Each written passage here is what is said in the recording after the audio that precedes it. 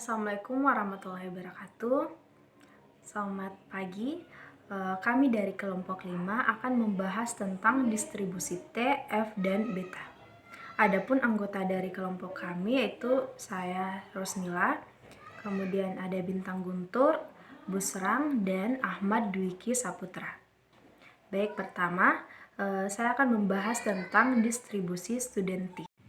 Distribusi studenti adalah distribusi probabilitas kontinu yang sering dijumpai dalam statistik. Ini muncul ketika variabel acak normal dibagi dengan variabel acak K kuadrat atau gamma. Nah, lebih lanjut saya akan membahas contoh soalnya. Berikut adalah contoh soal distribusi T. Sebuah perusahaan minuman meramalkan bahwa minuman hasil produksinya mempunyai kandungan alkohol sebesar 1,85% per botol. Untuk menguji apakah hipotesis tersebut benar, maka perusahaan melakukan pengujian terhadap 10 kaleng minuman dan diketahui rata-rata sampel atau rata-rata kandungan alkohol yaitu 1,95% dengan simpangan baku 0,25%. Nah, pertanyaannya, apakah hasil penelitian tersebut sesuai dengan hipotesa awal perusahaan dengan selang kepercayaan 95%? Dijawab. Diketahui di sini mu-nya itu sebesar 1,85, kemudian banyaknya sampel yaitu atau N yaitu sebesar 10, kemudian X atau rata-ratanya itu sebesar 1,95%, kemudian simpangan bakunya yaitu sama dengan 0,25%, alfa sama dengan 5% atau 0,05. Nah, kita masuk ke pengujian hipotesis. H0 atau mu1-nya itu sebesar 1,85. Nah, kenapa kita menggunakan sama dengan? Karena di soal disebutkan bahwa sebuah perusahaan minuman meramalkan bahwa minuman hasil produksinya mempunyai kandungan alkohol sebesar 1,85%. Di sini menggunakan kata sebesar, maka otomatis di sini sama dengan. Dan mu2-nya otomatis tidak sama dengan 1,95. Karena kita menggunakan sama dengan, maka kita akan menguji dari dua arah dan terdapat satu rata-rata. Nah, karena kita uji dari dua arah, maka alfa dibagi 2 sama dengan 5% per 2, yaitu 0,025. Kemudian dB atau biasa disebut sebagai V sama dengan banyaknya sampel kurang 1 sama dengan 10 kurang 1 sama dengan 9. Nah, di tabelnya alfa, dB sama dengan 0,025 dan 9 sama dengan kurang lebih 2,262. Dari sini kita dapatkan T0-nya, yaitu rumusnya dari standar deviasi dari populasi yang tidak diketahui, yaitu X bar kurang mu per simpangan baku dibagi akar banyaknya sampel sama dengan 1,95 kurang 1,85 per 0,25 dibagi akar 10, yaitu 1,165. Nah, dari sini kita peroleh kesimpulannya, karena T hitung sama dengan 1,265, maka T-nya itu berada dalam selang minus 2,262 dan 2,262. Maka hipotesis tersebut benar. Nah, ini adalah contoh soal dari distribusi T. Terima kasih. Wassalamualaikum warahmatullahi wabarakatuh. Baik, langsung saja saya akan menjelaskan satu contoh soal tentang distribusi F. Nah, teoremanya ada di atas dan contoh soalnya juga di atas. Oke, langsung saja. Diasumsikan sigma 2 sama dengan 3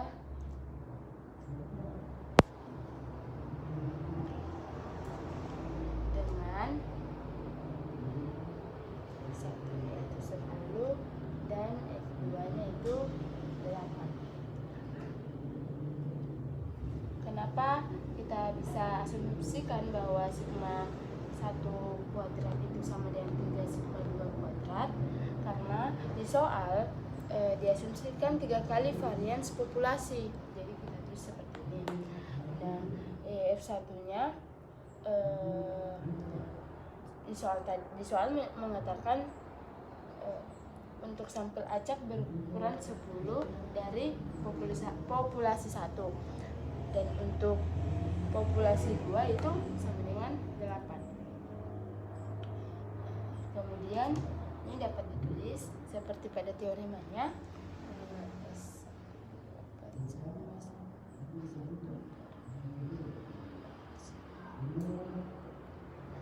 Kita masukkan ininya jadi 1/3.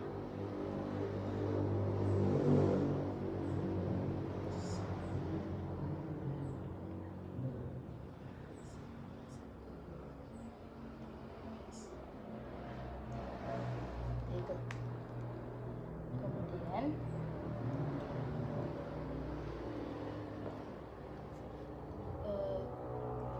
yang dimana distribusi F-nya itu kita mempunyai distribusi F dengan tabel dengan derajat kebebasan pembilangnya itu F1 kurang 1 sama dengan 9, dan F2 nya itu kurang 1 sama dengan 8. F1 nya sama dengan 10, 10 kurang 1 sama dengan 9, dan F2 nya 8, 8 kurang 1 7. Kemudian dengan menggunakan tabel distribusi F di sini saya tidak menunjukkan tabel distribusinya. Mungkin bisa dicek cara melihat tabel distribusi F itu di video-video lain atau di searching di Google. Nah, yang langsung diperoleh. Jadi saya langsung ambil tabel distribusi F-nya, itu diperoleh F-nya 0,05, dan dimana F1-nya 9 dan F2-nya 7 dan 3,08. Bisa dicek sendiri melalui tabel distribusi F. Selanjutnya untuk mencari F 0,95 sedemikian sehingga ya P sama dengan S12 kuadrat 3S2 kuadrat lebih kecil sama F 0,95 dan 0,05.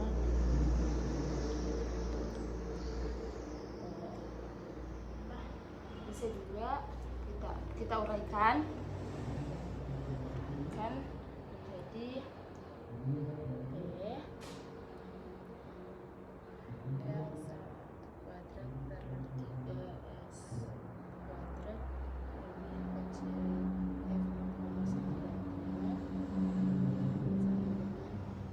F 0,95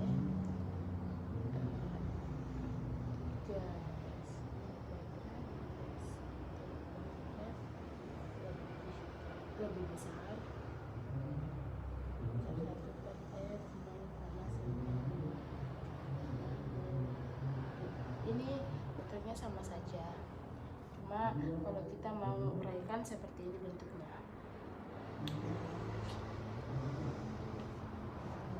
Dengan melihat dengan melihat tabel distribusi F, dengan F-nya itu F1-nya itu sama dengan 7 dan F2-nya sama dengan 9, diperoleh 1 per F 0,95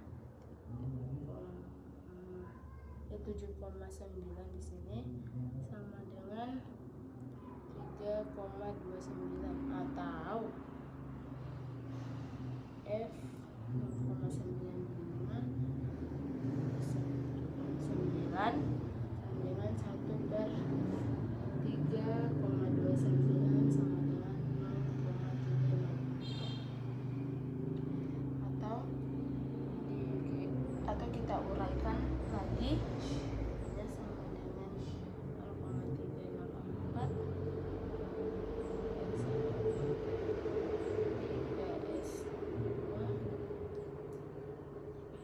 3,68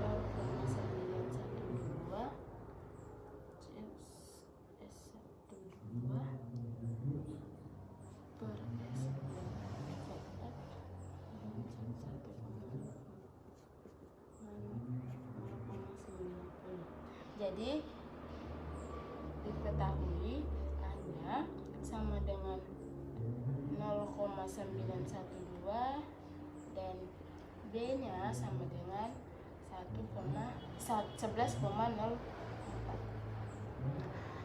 Sekian dari penjelasan contoh soal saya, kurang dan lebihnya mohon dimaafkan. Selanjutnya akan diberikan contoh soal dari distribusi beta yang akan dijelaskan oleh saudara Busram. Terima kasih. Assalamualaikum warahmatullahi wabarakatuh. Perkenalkan, nama saya Busrang. Nah, baik, di sininya saya merekam video untuk menjelaskan materi tentang distribusi beta. Kita langsung saja masuk di contoh soalnya. Jadi saya menjelaskan itu contoh soalnya itu secara tidak kelihatan nih muka aku untuk video. Jadi saya nanti langsung tulis saja di lembaran kertas dan menjelaskan. Oke, nah jelas. Di sini saya akan tampilkan videonya. Nah, oke, lanjut langsung saja. Nah, kita masuk di contoh soalnya. Nah, jika PU acak X berdistribusi beta dengan parameter alfa sama dengan 1 dan beta sama dengan 4, maka hitunglah A. Rataan, B. Peluang bahwa X bernilai paling sedikit 1/4. Nah, bentuk penyelesaiannya kayak begini ya. Penyelesaian. Oke. Kita dulu masukkan fungsi densitas berbentuk S-nya ya. Jadi bentuknya itu fungsi densitas berbentuk dari X yaitu Gx sama dengan 41 dikurang X kuadrat, maka 0, maka X kecil 0 dan 1 kecil X. Untuk 0 X lainnya. Oke. Nah, kita tentukan yang pertama dulu itu adalah rataannya.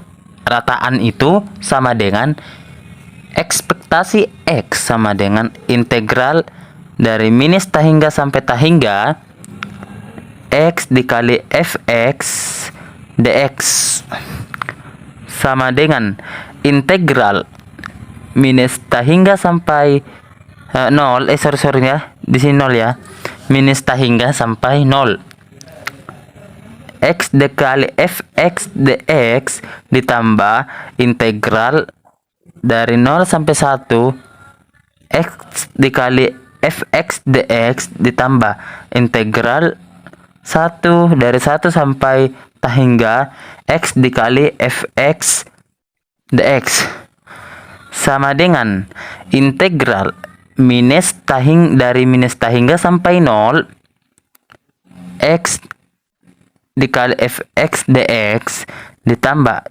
integral dari 0 sampai 1. Nah, X dikali, kita masukkan yang ini tadi ya, ini gx nya ya, kita masukkan yang ini.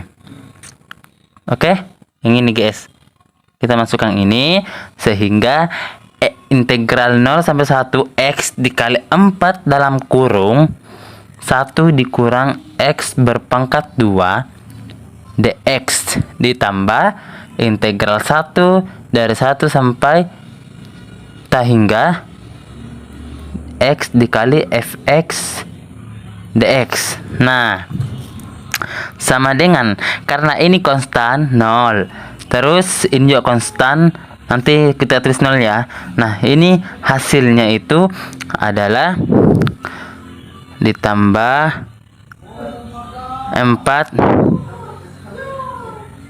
dikali 4 dikali 1 faktorial dikali 3 faktorial per 5 faktorial ditambah 0, karena ini kan konstan juga toh.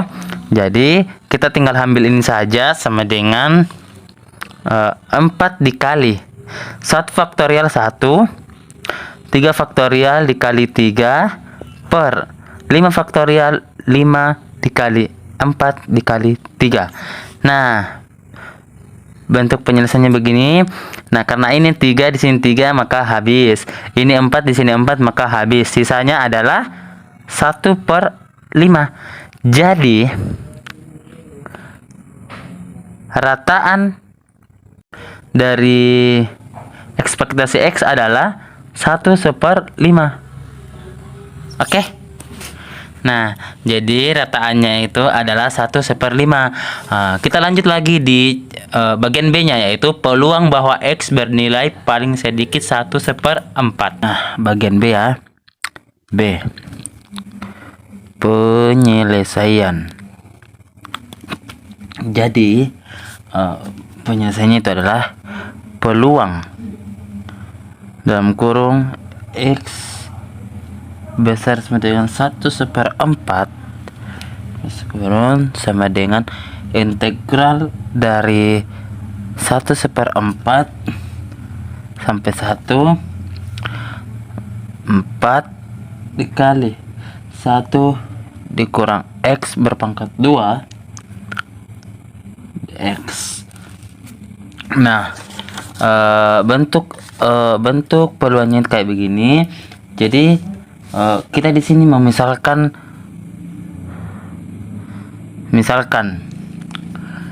Y itu sama dengan 1 dikurang X, maka X-nya itu sama dengan 1 dikurang Y. Ini DX sama dengan DY. Nah, batas untuk X sama dengan 1/4, maka Y nya itu adalah sama dengan 3/4. Nah, untuk X sama dengan 1, maka Y sama dengan 0. Nah, jadi begini ya, pemisalannya tadi ini, terus ini batas-batasnya untuk X dan Y. Nanti juga pemisalannya Y dengan X.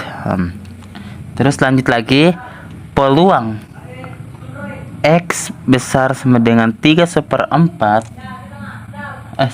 Sorry. Di sini 1/4 ya. 1/4 karena ini ya. Oke. Dalam kurung sama dengan integral dari 3/4 sampai 1. Ini 4Y berpangkat 3 kurung dikurang minus DY. Oke.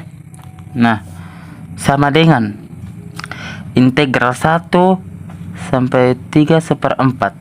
Nah, kita balik dari batas bawahnya di sini, jadi batas atasnya di sini toh. Jadi kita balik integral 1 sampai 3/4, 4Y berpangkat 3 DY. Nah, sama dengan Y berpangkat 4 batas 3/4 untuk Y sama dengan 0. Ini tadi. Ini untuk Y sama dengan 0. Nah, jadi hasil akhirnya itu adalah peluang X besar sama dengan 3/4 itu sama dengan 3/4 sama dengan 0,3164. Oke.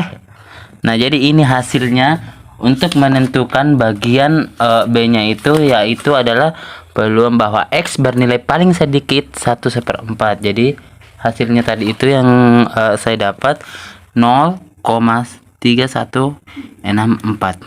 Nah, cukup sekian dan terima kasih. Mohon maaf bila ada salah. Assalamualaikum warahmatullahi wabarakatuh. Saya atas nama Ahmad Dwi Saputra mau menjelaskan contoh soal pendekatan sampel besar. Sebuah penelitian ingin mengetahui rata-rata waktu tidur siswa SMA di sebuah kota. Dari 1.000 siswa dipilih secara acak. Rata-rata waktu tidur yang dihasilkan adalah 7,2 jam dengan standar deviasi 1,5 jam. Hitungkan interval kepercayaan 95% untuk rata-rata waktu tidur siswa SMA di kota tersebut. Penyelesaian diketahui rata-rata sama dengan 7,2, standar deviasi sama dengan 1,5, jumlah sampel sama dengan 1000, z-score sama dengan 1,96. Langkah pertama, menentukan interval kepercayaan dengan tingkat kepercayaan 1 kurang alfa sama dengan 0,95. Alfa sama dengan 0,05. Langkah kedua, menghitung batas atas dan batas bawah interval kepercayaan. Batas atas rata-rata ditambah z-score dikali sigma dibagi akar n. Batas bawah rata-rata dikurang z-score dikali sigma dibagi akar n. Langkah ketiga, substitusi nilai atas batas atas 7,2 ditambah 1,96 dikali 1,5 dibagi akar 1000. Didapatkan hasil 7,293. Batas bawah 7,2 dikurang 1,96 dikali 1,5 dibagi akar 1000. Didapatkan hasil 7,107. Terakhir, interpretasi interval kepercayaan 95% untuk rata-rata waktu tidur siswa SMA di kota tersebut adalah antara 7,107 jam sampai 7,293 jam. Itulah yang saya sampaikan. Assalamualaikum warahmatullahi wabarakatuh.